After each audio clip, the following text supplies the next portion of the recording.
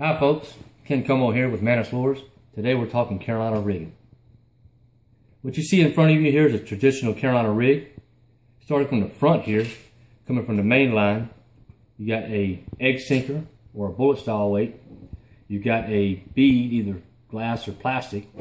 You got a barrel swivel. You got a leader in various lengths. And you've got a main hook with a main bait, this being a lizard.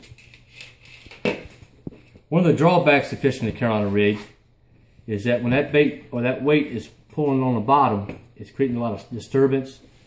The weight's clacking against the bead, creating some sound, and the bass hone in on that. Result, they pick the weight up, and when they pick the weight up, you think you have a strike. When you set the hook, you end up missing the fish, or the leader with the main hook zips by them. Result, you either hook the fish in the side or the tail, or you miss the fish completely. Here at Mantis, we devoted hundreds of hours, and we came up with what we call the Hitcher. The Hitcher, if you look at this, is dramatically different between the traditional Carolina rig weight versus ours. If you look from the bead down, everything is the same. But looking at the traditional weight versus our weight, we have a screw lock now. We have a mustad wide gap hook molded into the weight, and you can see the shape is dramatically different from the weight itself, the egg sinker. So the Hitcher, hence the word hitch, we can actually attach a soft plastic bait. I have here in my hand is just a small standard 3-inch crawl. We can go ahead and now what I'm going to do is I'm going to attach with that screw lock, as I'm going to screw it up on there.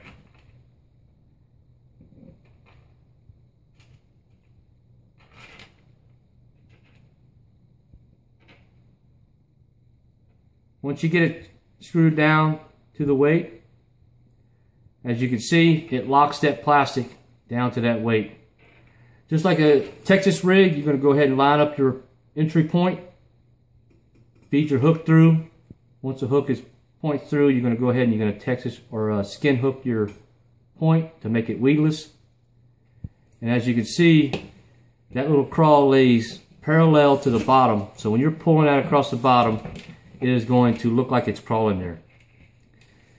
The difference between the traditional Carolina rig and our Carolina rig is now when they pick that weight up, they're going to get stuck. Upping your percentages tremendously. Another version of the Carolina rig weights, different conditions require different applications. We have two different versions here. We have one we call the Stinger. It has a small drop shot hook. It has a weed guard. The weight shape is still the same. And again, it's different between the traditional Carolina rig weight and this. This is more of a finesse, like if you're out there drop shotting or shaky head, bluebird skies, this is what you want to use for that application.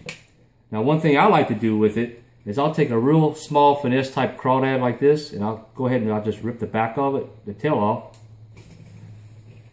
with the head remaining.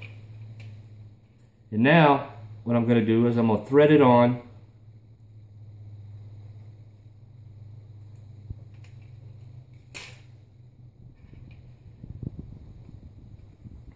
Now, if you look at that, it looks like the weight is part of the crawdad because you ripped the tail off. But you can make it to where that crawdad has an upright defensive posture.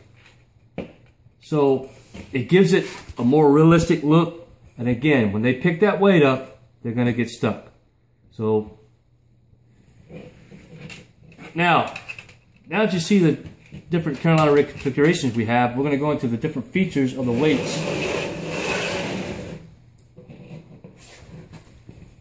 What you have here, I just talked about, is you have the Stinger and you have the Hitcher. They're dramatically different because of the drop shot hook on one. You got a weed guard. On the Hitcher, we have a screw lock and a wide gap mustad hook. On the Stinger, you have different features we're going to talk about. The turned up nose, that turned up nose is there for a reason. When you're standing on that front deck and you cast that line out at, when your weight hits the bottom, that line from your weight is roughly at a 30 to 45 degree angle. That nose is at a 45 degree angle. So when you pull that against the cover, log, rock, and it bumps and it stops, all you have to do is kind of raise your rod tip up, jiggle a little bit, and that thing will just climb right over, reducing the amount of hang-ups that you have out there with the Carolina rig. If you notice the front of the weight and the back, it's tapered at the top and fatter at the bottom. We call it the bottom heavy design. And what it does, it keeps that weight or the hook upright, and the bait, if you're attaching the hitcher, up in the fish's side at all times. The grooves on the bottom, we call it a self-correcting system. So when you're pulling it through the cover, those grooves are like grooves on the bottom of a bass boat. Without those, that thing would just slip all over the place. The grooves actually grab and self-correct itself as it's pulling through the cover.